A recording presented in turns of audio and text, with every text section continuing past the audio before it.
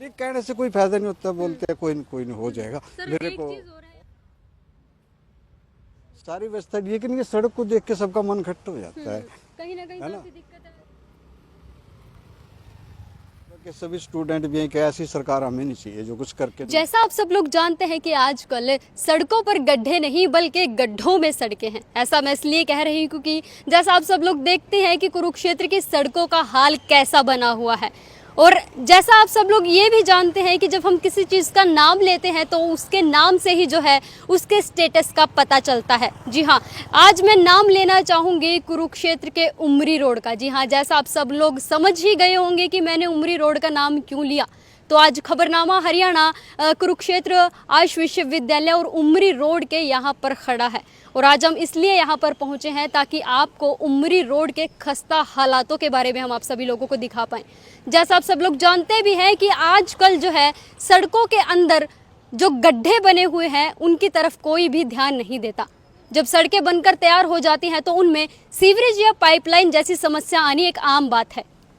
अच्छी खासी सड़कों को जो है फिर से उखाड़ फेंक दिया जाता है और फिर वो जनता के जी का जंजाल बन जाती है। तो ऐसे ही कुछ हालात जो है इस सड़क के बने हुए हैं। जब यहाँ पर सड़क बनती है तो जैसा मैंने कहा कि पाइपलाइन डलने का काम शुरू हो जाता है, और जब पाइपलाइन बनकर तैयार हो जाती है पूर्ण रूप से सड़क तो उसमें गड्ढे भरने जो है वो अधूरे रह जाते हैं।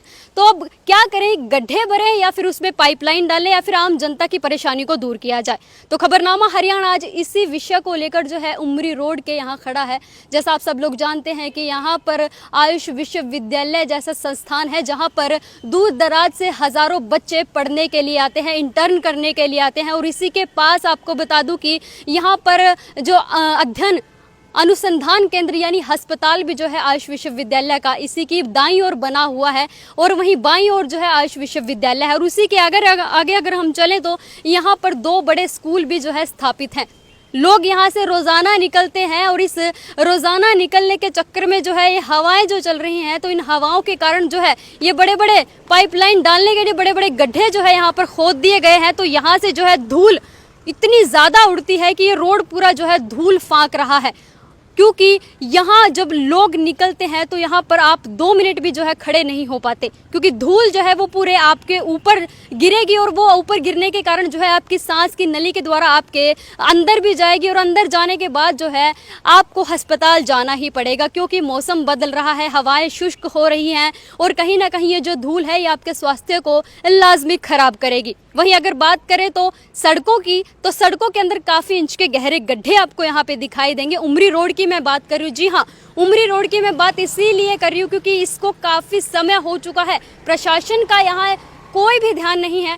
आप लोग देखते हैं कि यहाँ पर तमाम सड़कों पर नारियल फूटने का काम तो होता ही है, लेकिन नारियल फूटने के बाद क्या होता है ये आप अच्छी तरीके से जानते हो, क्योंकि खबरनामा हरियाणा आपको हर चीज़ से अवगत करा रहा है कि कुरुक्षेत्र की कौन सा रोड टूटा है। क्योंकि हमने पीछे भी आपको दिखाया कि सेक्टर 2 की तरफ जब हम आते हैं उस रोड की हालत आपने देखी होगी। तो आज आपको उमरी रोड की यहाँ की हालत दिखा रहे हैं हम कि यहाँ पे उमरी रोड की हालत क्या बनी हुई है। क्या इस ओर जो है प्रशासन का ध्यान जाएगा, क्योंकि रोड टूटी है, आम जनता को बड़ी परेशानी होती है, तो इसका जिम्मेदार कौन होता है? प्रशासन को इसकी तरफ गौर करना चाहिए। आपको दिखाऊं मैं सड़क, आप सभी लोग यहाँ पे देख पा रहे हैं कि यहाँ पर जो है सीवरेज के लिए यहाँ पे बड़े बड़े गड्ढे खोद दिए गए हैं। बाकी रास्ता थोड़ा सा आप आगे की ओर आएंगे तो मैं आपको दिखाना चाहूँगी कि यहाँ पर जो गड्ढा खोदा गया है उस गड्ढे के दूसरी ओर यहाँ पे आयुष विश्वविद्यालय का जो अस्पताल है वहाँ उसी ओर जो है आपको कैंटीन नजर आएगी। तो आप रास्ता जो है अंदाजा लगा सकते हैं कि इस छोटे से रास्ते में आप कैसे निकलते हैं। जैसे अभी जो है ये एक भाई साहब यहाँ से दुपहिया वाहन लेकर निकले हैं, तो आप सभी लोग देख पा रहे हैं कि रास्ता जो है बड़ा ही छोटा सा रास्ता बचा है। और आपको बता दूं कि अस्पताल से और यूनिवर्सिटी की तरफ जाने के लिए बच्चों को यहाँ पे सिर्फ जो है छोटा सा एक साइड का रास्ता दिया गया है, ताकि यहाँ से आप पैदल निकल सके, किसी सवारी के साथ नहीं निकला जाता। तो देख सकते हैं कि बच्चे जो है यहाँ पे काफी सालों से पढ़ रहे हैं, इंटर्नशिप के लिए भी यहाँ पर आए हैं, और सरकार जो है यहाँ पर इस रोड को देखिए किस तरीके से जो है यहाँ पर धूल उड़ती हुई आपको नजर आएगी। ये आपको बता दूं कि लगभग यहाँ जो बच्चे हैं वो कहते हैं कि उनको देखते देखते यहाँ पे 5 साल भी हो चुके हैं, कईयों को 6 महीने भी हो चुके हैं, कईयों को कुछ वर्ष भी हो चुके हैं, लेकिन सड़क का हाल जो है वो ज्यों का त्यों बना हुआ है। यहाँ पे खासकर जो है आम जनता के साथ साथ इस विश्वविद्यालय में पढ़ रहे, आयुर्वेदिक विश्वविद्यालय में पढ़ रहे जो तमाम स्टूडेंट्स हैं, जो इंटर्न करने के लिए यहाँ पर आए हैं, उनको कितना नुकसान जो है वो यहाँ पे देखना पड़ता है। जिनको यहाँ पैदल जाने के लिए भी यहाँ पे आपको बहुत सारी चीज़ें यहाँ पे नजर आएंगी, सड़कों पर गड्ढे जो है यहाँ पे आपको दिखाई देंगे, बहुत सारी तमाम चीज़ें हैं। कहीं ना कहीं जो है प्रशासन इस चीज़ को करके जो है भूल चुकी है, ये गड्ढों को भरना भूल चुकी है, सड़क को भूल चुकी है, यहाँ के आसपास के एनवायरनमेंट को भूल चुकी है। आखिरकार इसका जिम्मेदार कौन है? कुरुक्षेत्र की तमाम सड़कें जो है ऐसे ही आज अधूरी लटकी पड़ी है। और मैंने जैसा आपको शुरू में कहा था कि आजकल सड़कों पर गड्ढे नहीं बल्कि आपको गड्ढों में सड़कें नजर आएंगी, और नाम से जो है इसके स्टेटस से ही पता चलता है कि आखिरकार उमरी रोड की सड़क क्या कहती है। तो आइए आपको दिखाते हैं थोड़ा आगे का और नज़ारा। जो ये मिट्टी यहाँ पे पड़ी हुई है, काफ़ी इंच का यहाँ पे पाइपलाइन के लिए गड्ढा जो है खोद दिया गया है। अब ये ना जाने ये पाइपलाइन कब डलेगी और कब जो है पहले जैसा यहाँ पे होने वाला है, ये नहीं जानता कोई भी, लेकिन आम जनता को काफ़ी कुछ यहाँ पे निकलने से पता चल पा रहा है कि वो कितनी समस्या से जो है यहाँ से निकल रहे हैं। और कहीं ना कहीं यहाँ पे स्कूल भी हैं, 2 बड़े स्कूल हैं जाने माने। ये आयुष यूनिवर्सिटी है जहाँ पर अलग अलग राज्यों से जो है छात्र पढ़ने के लिए आते हैं। तो देख सकते हैं ये बाइक सवार यहाँ से निकल रहा है। और आपको बता दूं कि यहाँ पर पूरी सड़क पर आपको मिट्टी नजर आएगी, और उस मिट्टी के ऊपर से ही जो है दुपहिया वाहन, चौपहिया वाहन जो है निकल कर वहाँ आगे की ओर निकल रहा है। कहीं ना कहीं क्योंकि वाहन चालकों को भी रहता है कि रास्ता बनाने के लिए थोड़ी सी जो है मशक्कत जो है झेलनी पड़ती है। तो आइए यहाँ पर कुछ लोग अगर हमें यहाँ पे मिले तो उनसे हम जानकारी भी जो है हासिल करेंगे कि इस समस्या को लेकर वो कितने परेशान हैं और कब से चल रही है ये समस्या। धर्मनगरी कुरुक्षेत्र में भले ही अधिकांश सड़कों की हालत संवर गई हो, बावजूद इसके कुरुक्षेत्र की इस मुख्य सड़क का निर्माण कार्य अभी भी अधूरा है, जिसके चलते इस मुख्य सड़क से गुजरने वाले असंख्य विद्यार्थी, मरीज और राहगीर पिछले लंबे समय से परेशान हो रहे हैं। हालात ये हैं कि उन्हें रास्ता बदलकर अन्य मार्गों से गुजरना पड़ रहा है।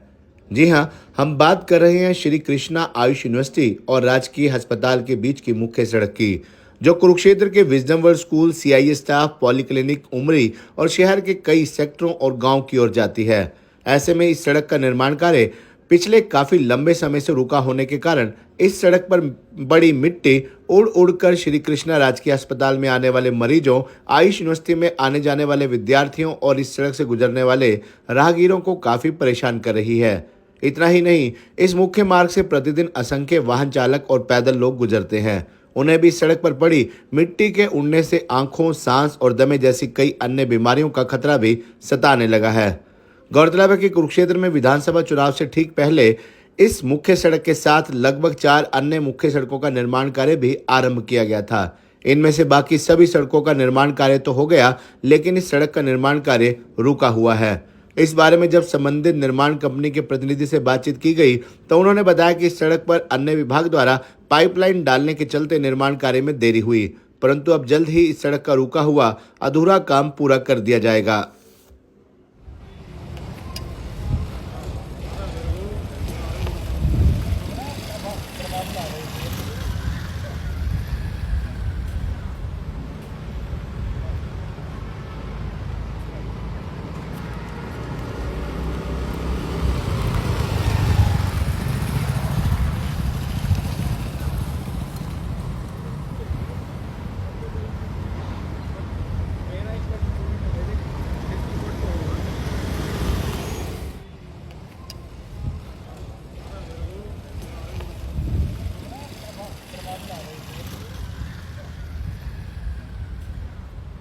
क्या नाम है आपका? उसी कहाँ से हो मैम? गुड़गांव। मैम क्या बताएंगे, जो ये प्रॉब्लम चल रही है, पूरी सड़क पे गड्ढा हुआ पड़ा है, तो कितने समय से आप देख रहे हो उसको?